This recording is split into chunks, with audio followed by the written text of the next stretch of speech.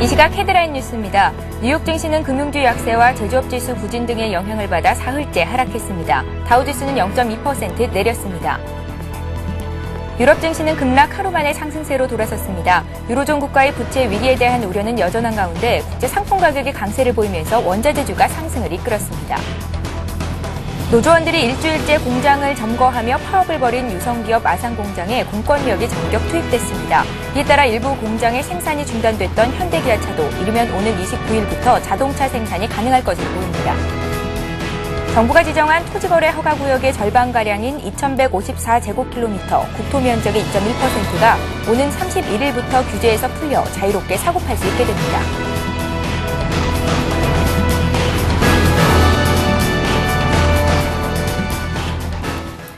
여러분 안녕하십니까. 굿모닝 대박 예감 3부 시작합니다. 밤사이 마감한 뉴욕 증시와 어제 우리장 정리하고 오늘장 꼼꼼한 실전 투자 전략 짜보는 시간인데요. 오늘의 대박 전략 역시 김성난 대표 그리고 정태근 전문가와 함께합니다. 안녕하세요. 예, 반갑습니다. 예.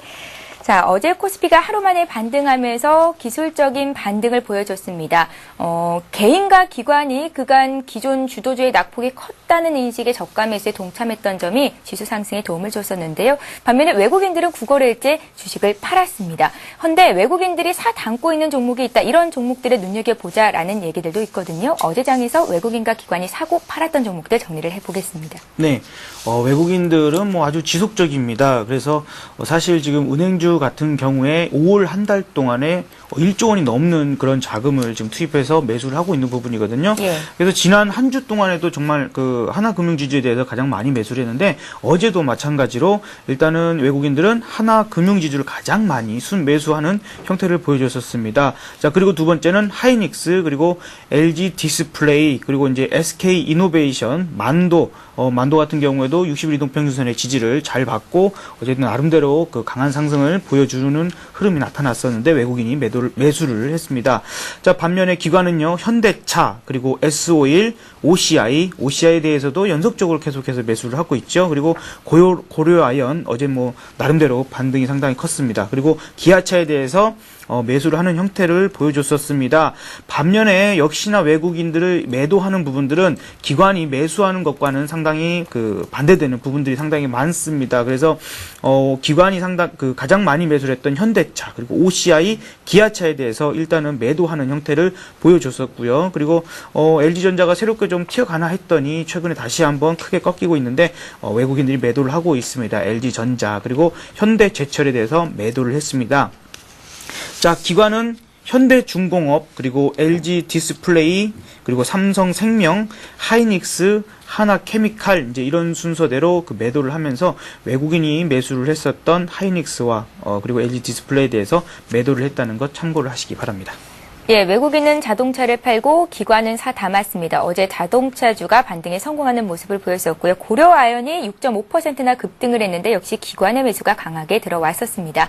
자, 이제 코스닥 쪽 살펴보죠. 코스닥 지수가 장중 등락을 거듭하다가 7거래일 만에 상승 반전을 했었는데요. 외국인과 기관이 샀던 종목들 정리를 하겠습니다. 네, 일단 외국인 쪽부터 먼저 한번 살펴보도록 하겠습니다. 외국인 쪽에서 금액 기준으로 봤을 때 그 순매수 상위 종목들은 다음, 셀트리온, 파라다이스, 뷰웍스, 한국정밀기계 순으로 매수를 했고요.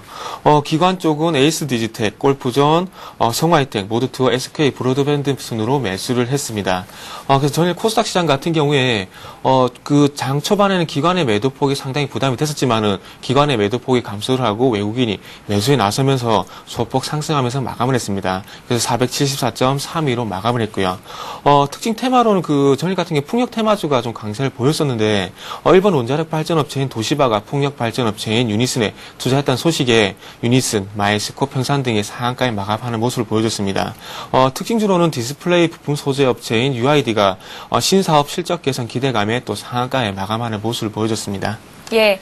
자, 이제 오늘 국내 증시에 영향을 미칠 만한 글로벌 증시 마감 상황 살펴보고 가겠습니다. 유럽 증시는 상승을 했고 미국 증시는 장중 등락을 거듭한 끝에 사흘째 소폭 내렸는데요.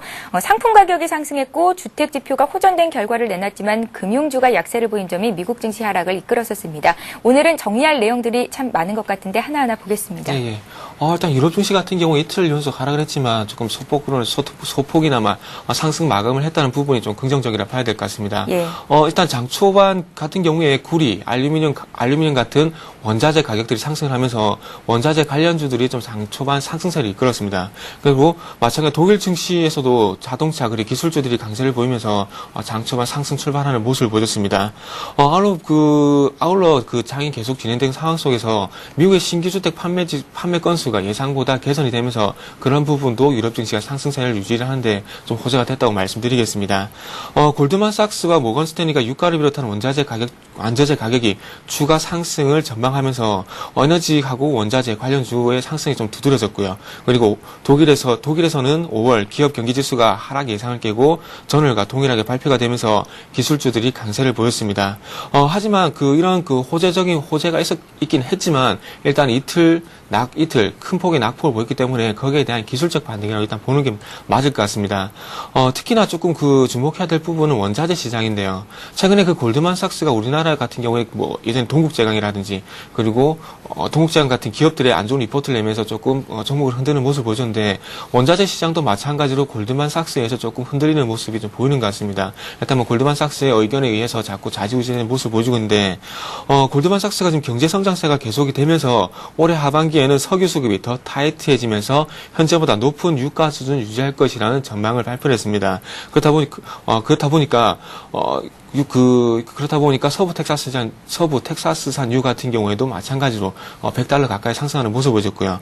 브렌트유의 1년 뒤 가격 전망을 $107에서 $130로 상향 조정했습니다. 그리고 JP모간도 $120로 상향 조정하면서 기존 전망치보다 20% 가량 조정한 모습을 보여줬습니다.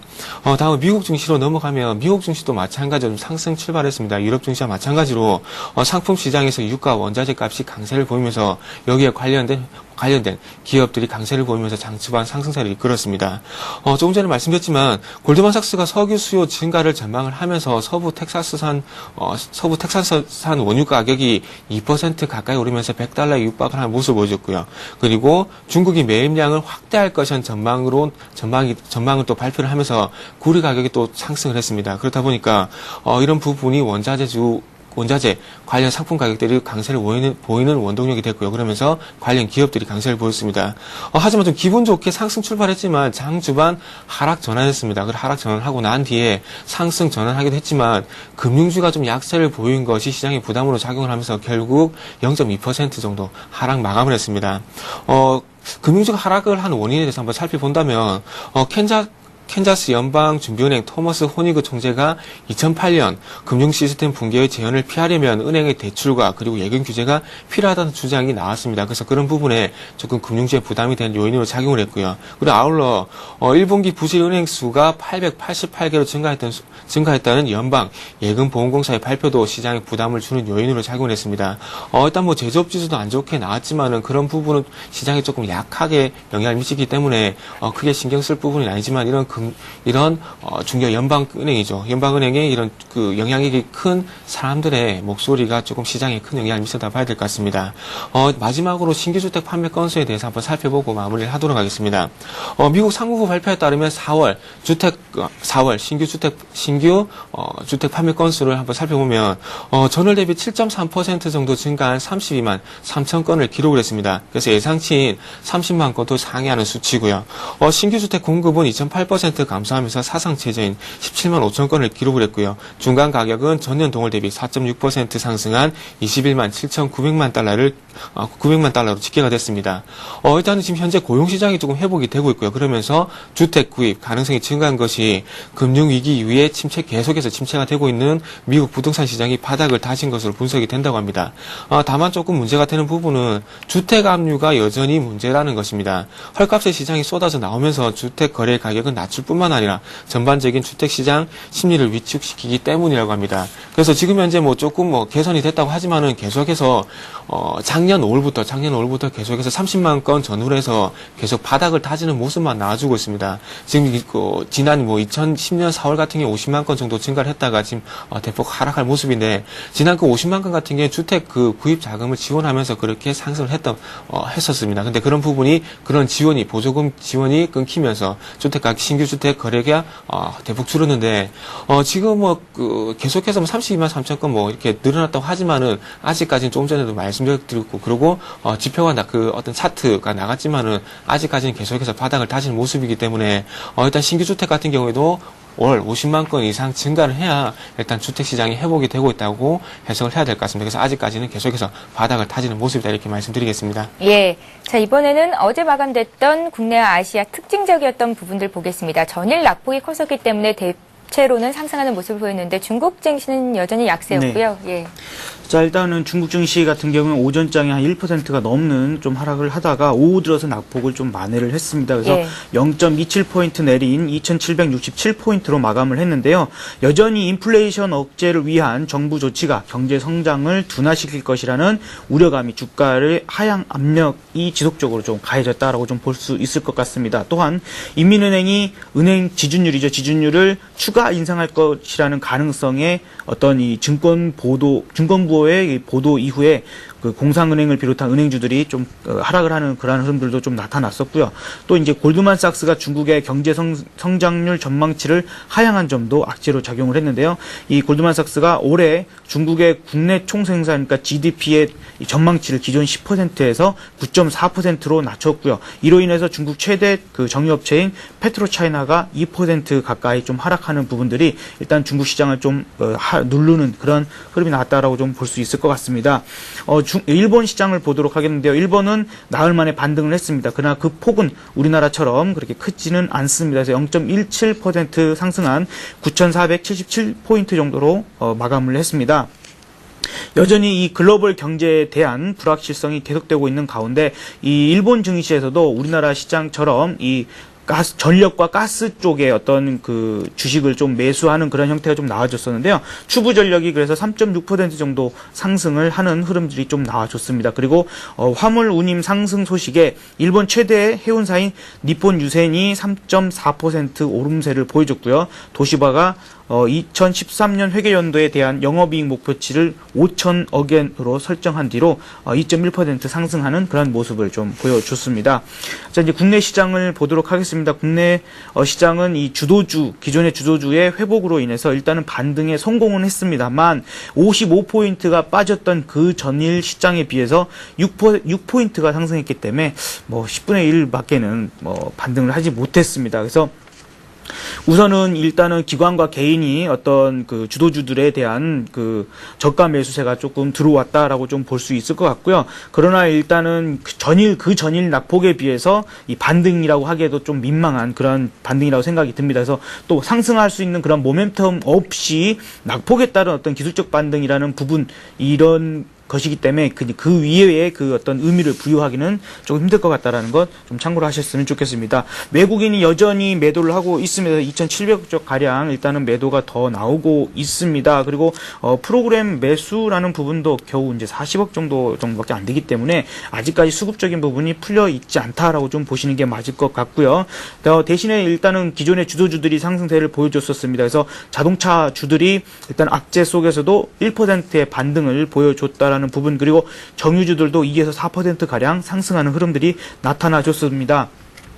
아까도 말씀드렸습니다만은 일단 은행주들이 또 강세를 보여주고 있는 것들이 외국인들이 지금 5월달 들어서 일단은 1조 원 가량 그 매수를 하고 있는 부분들이 있기 때문에 여전히 그 은행주들에 대해서는 그래도 이 시장에 이러한 상황에서 좀 대안될 수 있는 부분이 되지 않을까라고 좀 생각이 들고요.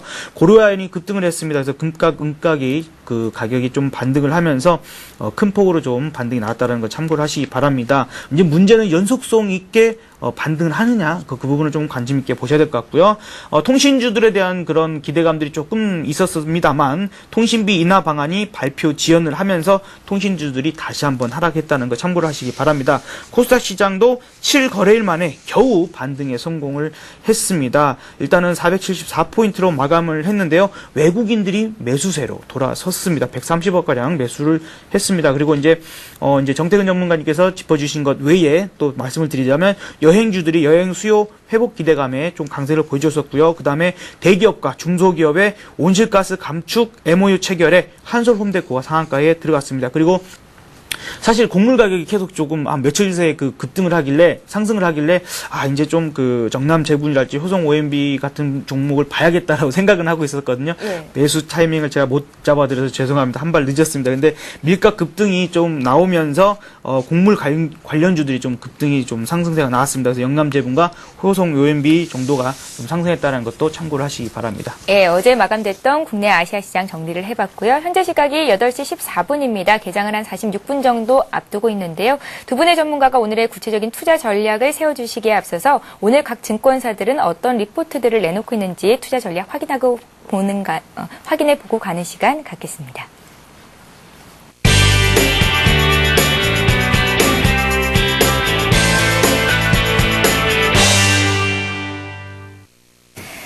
예, 이 시각 각 증권사들 리포트 내용 봅니다. 오늘은 동양종금증권의 의견부터 보겠습니다.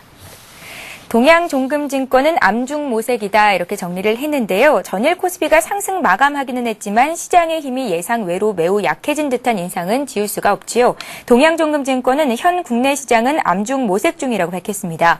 이에 외국인 투자자로부터 촉발된 대규모 현물 매도세가 멈췄다는 투자자들의 확신이 있기 전까지는 지속적인 약세 국면을 보일 가능성이 크다고 전망했습니다. 국내 증시가 하루 만에 120일 이동평균선을 회복했는데요. 우리투자증권은 그러나 121선에서 하락이 저지되었다는 것 외에 아직 큰 의미를 부여하기는 어려 보인다고 밝혔습니다. 다만 장중 변동성은 이어질 수 있지만 저가 매수세가 서서히 늘어나는 가운데 종목별 트레이딩 기회는 좀 더 많아질 것으로 예상을 했는데요. 이에 낙폭과대 종목인 STX 페노션, JW 중해제약, 한진중공업, 삼성정밀화학에 관심을 가져보자고 조언했습니다. 삼성증권은 현 시장이 지수 60일 이동평균선 회복에 실패함에 따라 채권 강세 지속 및 외국인 현물 매도가 지속되고 있다고 밝혔습니다. 또한 그리스 상황에 따라 당분간 글로벌 금융시장의 급등락이 지속될 것으로 예상했는데요. 그러나 변동성 지수 기준으로 보면 현 선물 시장은 안정화 국면에 진입했다는 의견을 내놨습니다. 신한금융투자는 최근 국내 증시의 하락은 해외 악재들을 상당히 반영했다고 밝혔는데요. 현 시장은 바닥을 만들어가고 있는 과정으로 적절한 매수 타이밍을 포착할 시기라고 조언했습니다. 이에 실질적인 매수 주체인 기관의 수급을 고려해 종목을 선택해보자고 의견을 내놨습니다.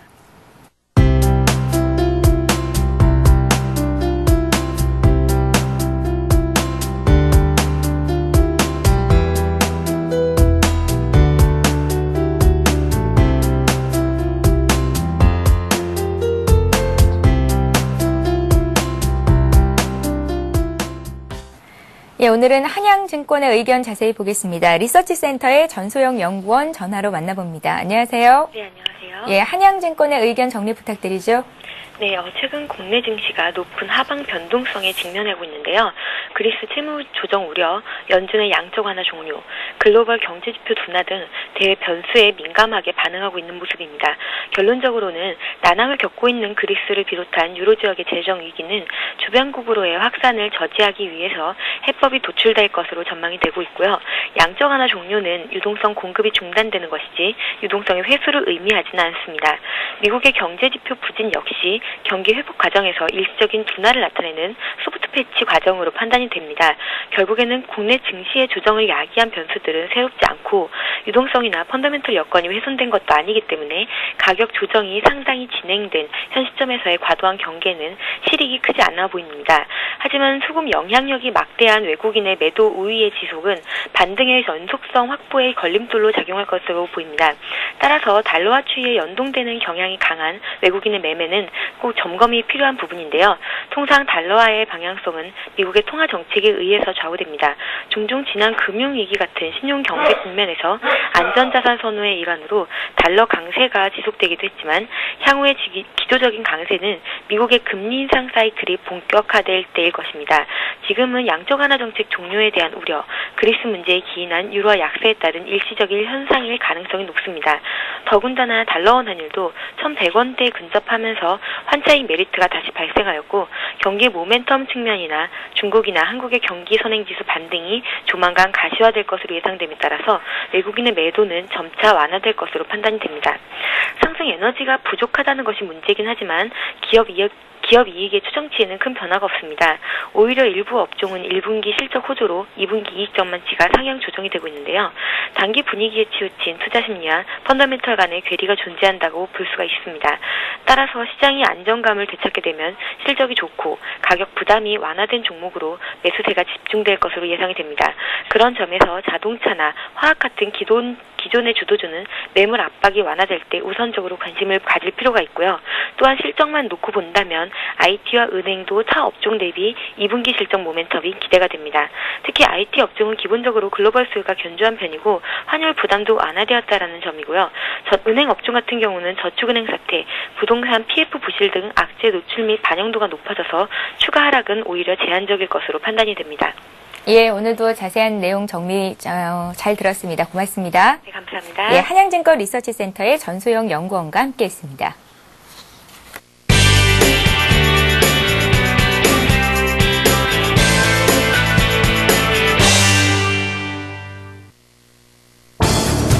잠시 후 8시 50분 투자 손자병법이 시작됩니다. 어제 코스피가 반등에 성공했습니다.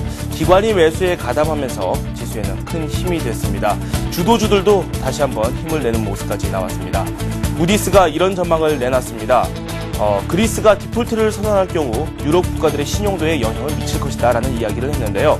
과연 어떤 영향을 미칠지 저희가 분석해보도록 하겠습니다. 골드만삭스는 또 이런 전망을 내놓아 시장에 관심을 끌었는데요. 12개월 후 브렌트유 값이 130달러 선까지 올라갈 수 있을 것이다 라는 전망을 내놓았습니다. 국내 정유주와 원자재 관련주에 어떤 영향을 미칠지도 함께 분석을 해보도록 하겠습니다. 어제 자동차주들이 좋은 흐름을 보였습니다. 다시 반등하는 흐름을 보이면서 추세를 이어갈 수 있을지도 저희와 함께 알아보시기 바랍니다. 저는 잠시 후 8시 50분에 다시 찾아뵙겠습니다. 예, 계속해서 오늘의 대박 전략 이어가겠습니다. 구체적인 투자 전략을 세워드릴 시간이 됐는데요. 먼저 김성현 대표님, 네. 아직도 최고의 종목은 현금입니까?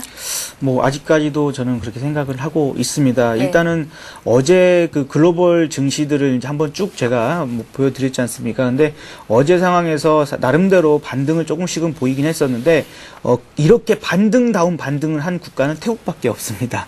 요라이 뽕따가 있어서 그런지 몰라도 태국만이 조금 반등다운 반등을 보였고요. 그 외의 국가들은 그렇게 썩 강한 반등을 보이지 못했다라는 부분들 좀 참고를 하셨으면 좋겠고, 여전히 우리 국내 증시에도 외국인들이 거래일 동안에 순매도가 지금 이어지고 있죠. 그리고 자연현상조차도 우리를 도와주지 않는 것 같습니다. 아이슬란드 화산 폭발로 인해서 항공 운항도 제한되고 있고, 예. 또 미국 역시 지금 이번에도 토네이도가 또 한 번 크게 강타를 하면서 엄청난 피해를 또 입혔다라고 소식 들으셨을 겁니다. 그리고 지금 나름대로 악재들을 조금 정리를 해보자면 유로존의 재정 위기에 따른 우려감들이 조금 더 확산되고 있는 분위기죠. 그래서 피치 어떤 그리스 신용 등급 강등이라는 부분과 이탈리아, 벨기에의 그 국가 신용 전망까지도 일단은 부정적으로 하향 조정했다는 것. 그리고 중국 역시 제조업 둔화 조짐이 나오면서 글로벌 상품 시장에 대한 약세를 더 부추기는 부분들이 있는 것 같고요.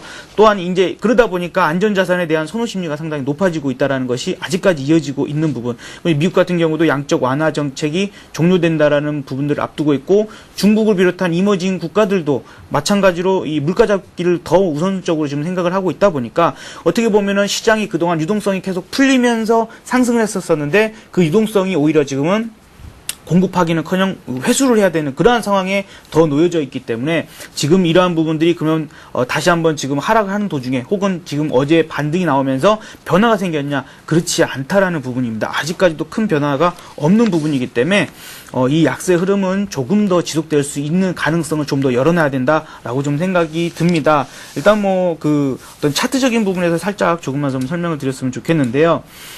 사실 이제 이거 우리 방송 보시는 분들이라면 이제 좀 기억을 하시겠죠. 우리 최현정 아나운서께서도 잘 아셔가지고 잘 대답해 주셨는데, 이 부분에서 그때 정말 말씀드렸지 않습니까? 4월 말부터 시작해서 사실 이날 바로 꺾일 줄 알았는데 그 다음날 반등을 해가지고 저도 잘못 봤나? 이제 이런 생각을 하긴 했습니다만, 그 다음 때 꺾이면서 5월 초부터 지금 이 부분이 상승세 경이 꺾이면 제가 그런 말씀 드렸죠. 조정이 상당히 깊어질 수 있다라는 이야기를 말씀을 드렸고, 그 이후에 개파락이 나오면서 크게 밀렸습니다. 근데 증권사 리포트를 할지 혹은 그 회원 방송하시는 그런 전문가분들이 회원들이 떨어져 나갈까 무서워서 그런지 모르겠지만 조정이 그렇게 크지 않다, 뭐 길지 않다, 내지는 계속해서 저점 매수 해야 된다라는 얘기를 계속했습니다. 그래서 저희들이 계속해서 말씀드리는 것이 그런 분들이 말씀을 하심으로 인해서 상쇄돼 가지고 과연 우리 시청자들이 제대로 그 대응을 하셨을까라는 걱정이 돼서 어제도 제가 좀 핏대를 세워서 말씀을 드렸던 부분인데, 이 반등이라는 게 어제도 상당히 미약했죠. 그런 부분이 있기 때문에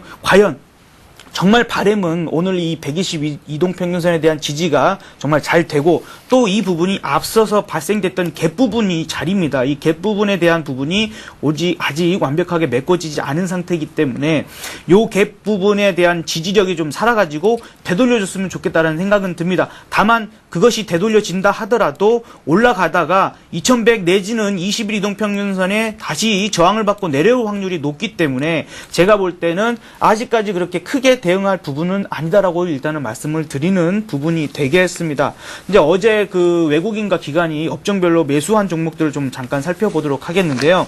지금 이것을 왜 자꾸 계속해서 보냐면, 외국인들이 어떤 그 기존의 주도주들에 대한 매도를 계속해서 이어지고 있다라는 부분입니다. 외국인들의 어떤 업종별 상향 동향을 보면 운수장비, 화학, 철강 쪽으로 계속해서 매도가 나오고 있고 금융 쪽으로만 계속해서 매수가 들어오는 부분이거든요. 이 부분이 절대 변하지 않고 있다라는 부분이기 때문에 시장은 조금 더 하락할 수 있는 부분이 있다. 변화라는 부분이 없다라는 거죠. 그래서 반등 정도로만 일단은 보셔야 되겠고, 그에 따른 반등이 나온다면 여전히도 단기적인 대응, 그리고 일부 어떤 이 낙폭이 아주 상당히 컸고 오히려 견조하게 버티지 못하는 종목들은 오히려 현금을 더 만드시는 게 맞다라고 보여집니다. 기존 주도주 중에서도 오히려 더 상승폭이 적고 잘 버티는 종목들이 앞으로 튀어나간다 하더라도 선도적으로 튀어나갈 가능성이 좀 높다라고 좀 생각을 하기 때문에 이렇게 말씀을 드리고요. 그렇다면 과연 김 대표가 얘기하는 이 변화, 어떤 그 반등의 그런 조짐이 보일 수 있는 것들이 뭐냐, 뭘 도대체 보고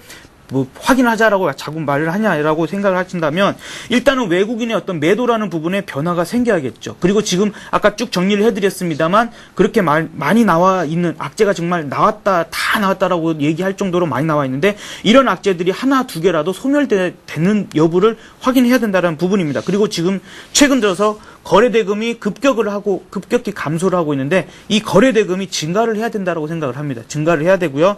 그 다음에 강한 반등의 연속성, 그래서 제가 항상 말씀을 드리죠. 후광장이 연속해서 한 이틀 정도, 3일 정도가 나와줘야만이 이제 시장이 돌리구나라고 생각을 할 수 있는 부분이 되겠고, 또 한 가지 보자면 기존 주도주 중에서 어떤 선도적으로 튀어나가는 종목이 생기느냐, 항상 그런 부분들은 발생을 합니다. 그렇기 때문에 그렇게 나가는 종목이 있느냐라는 부분이고요. 어제도 어떤 그 국가정부 쪽에서의 자금이 잠깐 들어왔다가 빠지는 부분이 있었었는데, 기금을 비롯한 이 정부 쪽에서 더 이상 지수가 빠지는 것을 막겠다라는 어떠한 그런 의지를 보이는 매수세가 들어오는지도 확인을 해야 됩니다. 마지막으로 계속 강조를 드리지만 신용잔고가 급격히 축소하는지까지도 확인하셔가지고, 이 모든 것이 다 나타나야 된다는 게 아니라 한 가지 두 가지 정도라도 일단은 흐름들이 나와줘야만이 일단은 맞겠다라고 좀 보여집니다. 그리고 이제 이 자리에서 지금 더 밀린다고 한다면 물론 2000포인트도 깨질 수 있습니다. 제가 볼 때는 1970포인트를 지금 마지노선으로 좀 보고는 있습니다만,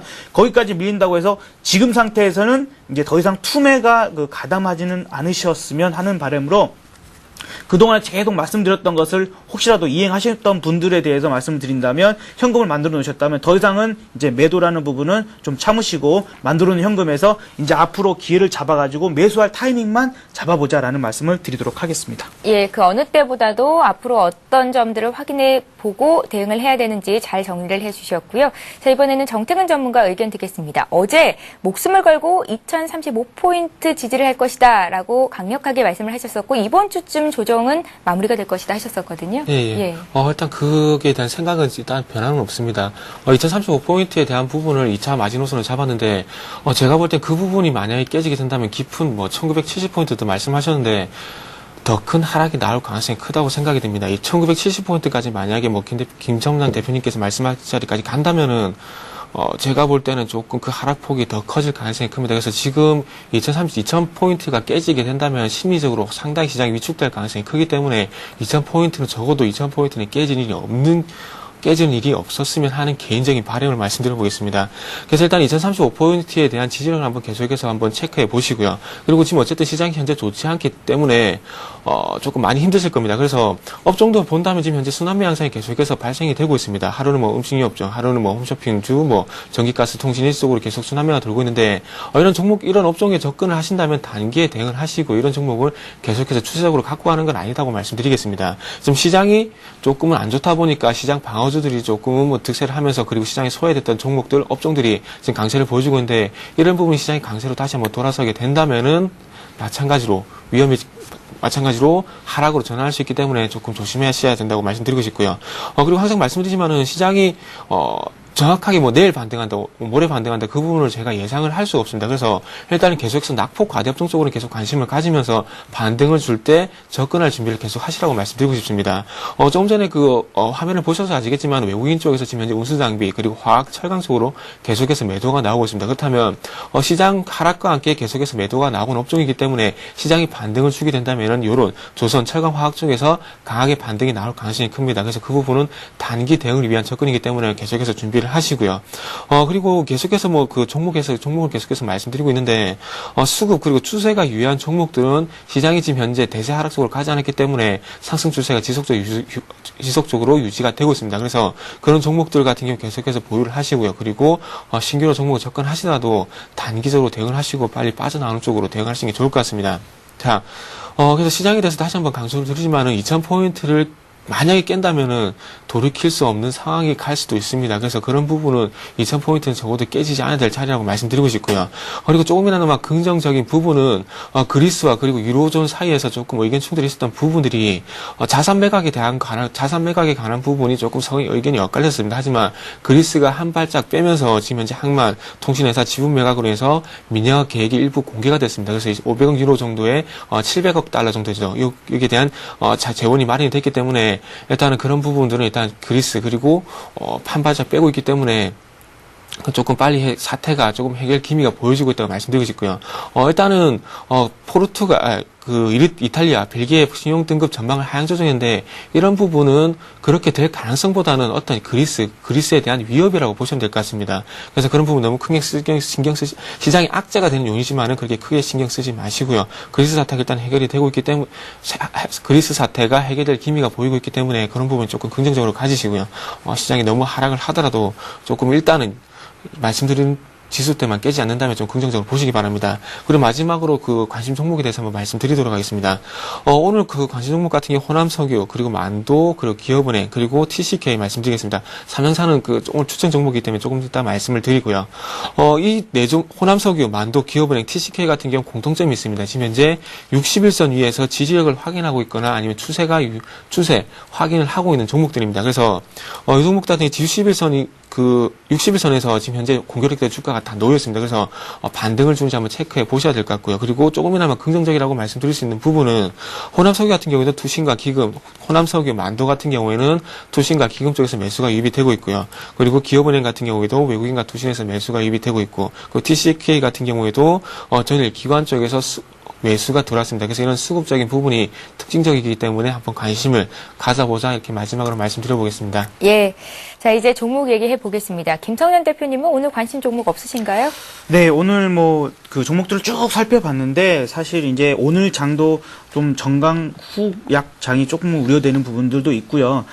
매매를 할 만한 부분이 테마주나 이쪽에서 단타 매매밖에는 없더라고요. 근데 그 부분도 사실 매수가를 어떻게 잡아드리기가 좀 힘든 부분, 실시간으로 어떻게 전달을 해드리지 않으면 힘들다 보니까 일단은 오늘은 또 추천 종목 없이 그냥 넘어가도록 하겠습니다. 예, 정태근 전문가 관심 종목 있으시죠? 예. 삼양사. 네. 예. 일단은 삼양사를 가지고 나온 이유를 먼저 말씀을 드린다면, 제가 시장이 지금 안 좋은 상황 속에서 추세가 계속해서 유효가 되는 종목이라든지 아니면 단기로 접근하고 말씀드렸는데, 삼양사 같은 경우는 지금 현재 단기 조정 이후 V자, N자 반등을 보여주고 있는 종목입니다. 그래서 추세가 여전히 계속해서 지속이 되고 있기 때문에 가지고 나온 이유라고 말씀드리고 싶고요. 삼양 계열의 실질적인 지주사고요. 그리고 삼양엔텍, 삼양제넥스 등을 보유하고 있는 회사라고 보시면 될 것 같습니다. 그래서 다음은 기술적인 부분을 한번 말씀드리도록 하겠습니다. 조금 전에 말씀을 드렸듯이 삼양사 같은 경우에 지금 현재 추세를 보시면은 9만 원까지 5만 5천 원에서 9만 원까지 상승을 보이고 난 이후에 7만 5천 원 부근 이전에 고점으로 이전에 저항으로 작용했던 부분에서 정확하게 지지력을 보이고 현재 반등을 보여주고 있습니다. 그래서 이런 N자형 상승이 조금 지속이 될 가능성이 크다고 말씀드리고 싶고요.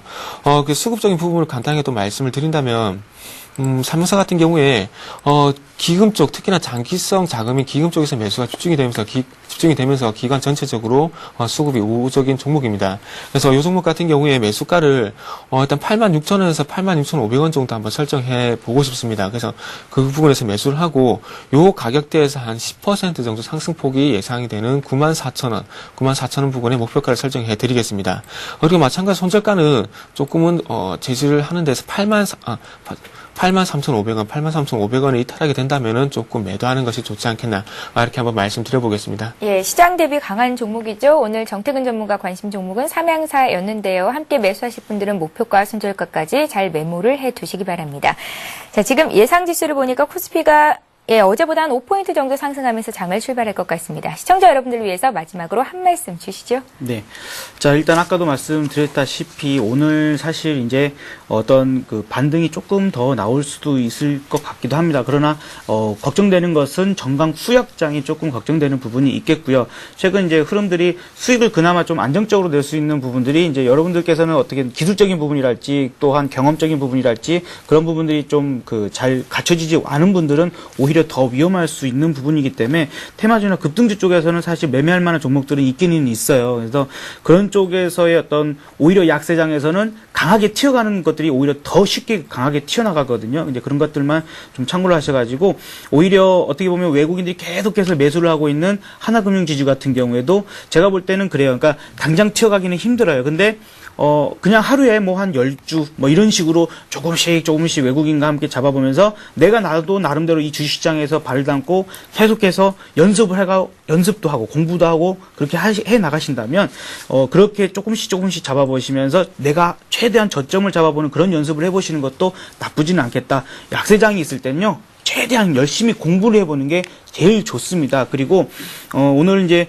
나름대로 조금 시간적인 여유가 있어서 더 말씀을 드린다면 장이 안 좋고 내 계좌가 지금 엉망이 되더라도 최대한 그 가족들 앞에서는 행복한 표정을 지으셨으면 좋겠습니다. 그래야 그 행복의 웃음이 조금 더 이어질 수가 있기 때문에 그렇게 말씀을 좀 드리고 싶습니다. 예, 오늘 아주 좋은 공부 방법도 제시를 해주셨고요. 자, 이번에는 정태근 전문가 오늘 장 한 말씀 해주시죠. 예, 오늘 제가 드리고 싶은 말씀은 조금만 인내하자 이렇게 말씀드리고 싶습니다. 예.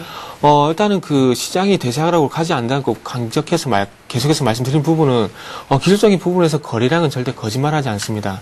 그래서 화면 잠시만 좀 연결 좀 부탁 좀 드리겠습니다. 예. 지금 보시면은 지금 현재 거래량 보시면은 이게 저번에도 한번 보여드렸던 화면인데 지금 2007년과 같은 거래량과 그리고 2008년 바닥을 잡을 때 거래량이 현재 안 나왔습니다. 그래서 좀 전에 말씀드렸듯이 거래량은 절대 거짓말을 하지 않습니다. 지금 뭐 대세 하락을 얘기하고 있는 부분이 있고 뭐 조금 겁내신 부분도 있겠지만은 지금 현재 상황에서 이때와 같은 거래량 절대 지금 안 나오고 있습니다. 지금 제가 볼 때 고점이 나온다면은 이런 거래량이 터지지 않는 이상 절대 나오지 않는다고 지금 생각하고 있습니다. 그래서 절대 지금 시장이 좀 흔들리시더라도 절대 겁내지 마시고요. 지금은 기회라고 생각하시고요. 1년에 한 번 정도, 두 번 정도, 한 번 고비는 옵니다, 항상. 오기 때문에 그게 기회라고 생각하시고요. 절대 겁내지 마시라, 이렇게 말씀드리겠습니다. 예, 오늘도 두 분의 말씀 잘 들었습니다. 오늘 장 대박 전략 역시 김성남 대표 그리고 정태근 전문가와 함께 했습니다. 고맙습니다. 예, 감사합니다.